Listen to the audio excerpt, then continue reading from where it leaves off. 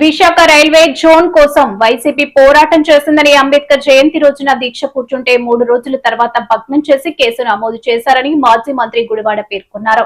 శనివారం మద్దిలపాలెంలో వైసీపీ కార్యాలయంలో ఆయన మాట్లాడారు. చంద్రబాబు నాయుడు గారు కావాలంటే మాత్రం అమరావతి మీద బిల్లు పెట్టాలంటే మాత్రం అమరావతి రాజధాని అని చెప్పి దాని మీద గెజిట్ కావాలంటే మాత్రం దాని మీద చట్టం చేయాలంటే మాత్రం మీరు అందరి కాళ్ళు పట్టుకుంటారు. ఎందుకంటే అది మీ real estate project. Chandrababu Naidu గారికి కాసులు కురిపించేటువంటి ఒక నగరం అది.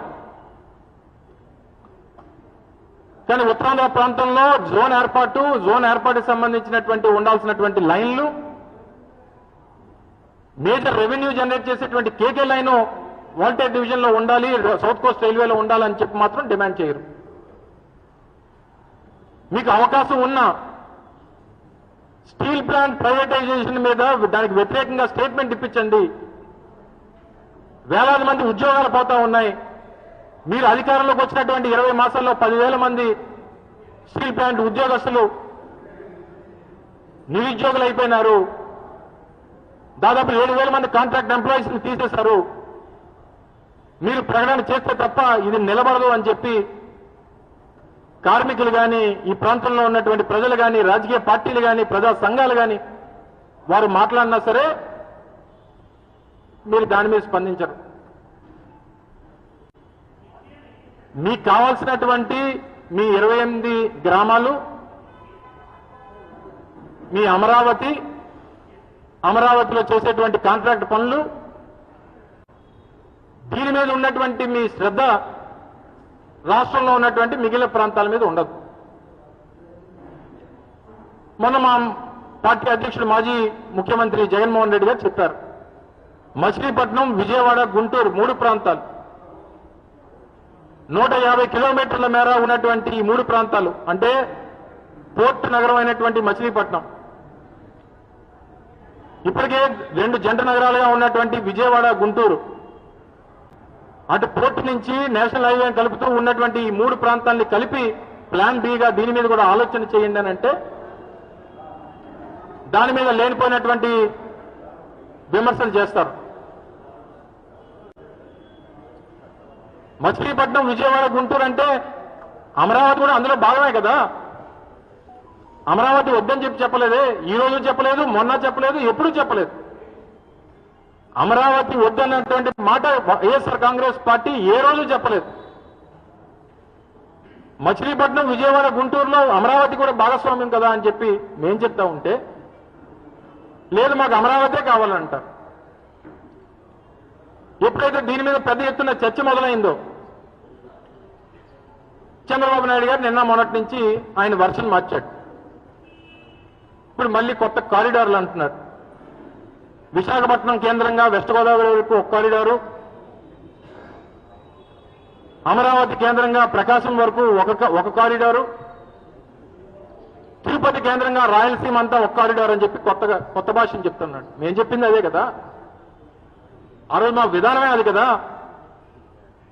వైఎస్ఆర్ కాంగ్రెస్ పార్టీ ప్రభుత్వంలో మా విధానమే అది కదా, అన్ని ప్రాంతాలు అభివృద్ధి చెందాలనేటువంటిది కదా మా విధానం.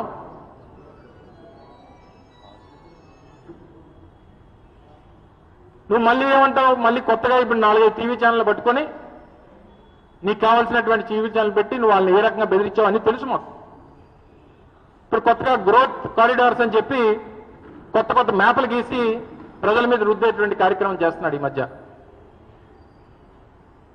నేను అడుగుతా ఉన్నా, ఈ మధ్యకాలంలో దాదాపు 50,000 కోట్ల రూపాయల కాంట్రాక్టులు పిలిచారు మీరు అమరావతిలో. 50,000 కోట్ల రూపాయల కాంట్రాక్టులు పిలిచారు అమరావతిలో. కోర్ క్యాపిటల్ ఏదైతే మీరు అంటున్నటువంటి అమరావతి, మీరు అంటున్నటువంటి ఆ 26-28 గ్రామాలు ఏవైతే ఉన్నాయో అక్కడ తప్ప ఈ డబ్బులు ఇంకెక్కడ ఖర్చు పెడుతున్నారు చెప్పండి. మచిలీపట్నం నుంచి మేము ఆ రోజు మా ప్రభుత్వంలో జగన్మోహన్ రెడ్డి గారి నాయకత్వంలో 5,500 కోట్ల రూపాయలు పెట్టి మచిలీపట్నం పోర్టు నిర్మాణం మొదలుపెట్టాం. దాదాపు 40-50% పనులు పూర్తి చేశాం.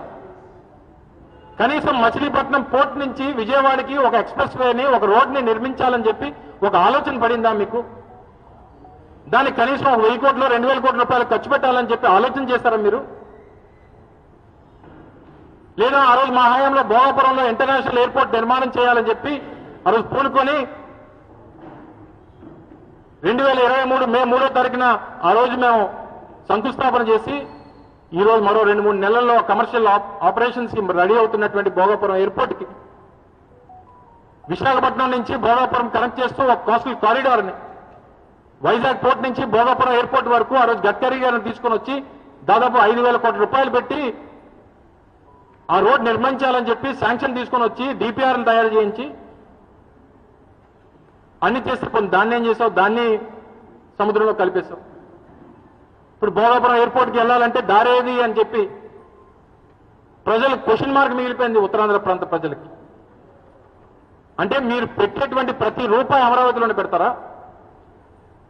మీరు ఖర్చు చేసేటువంటి ప్రతి రూపాయి ఆ సిఆర్డిఏ రీజియన్ కోర్ క్యాపిటల్లోనే పెడతారా?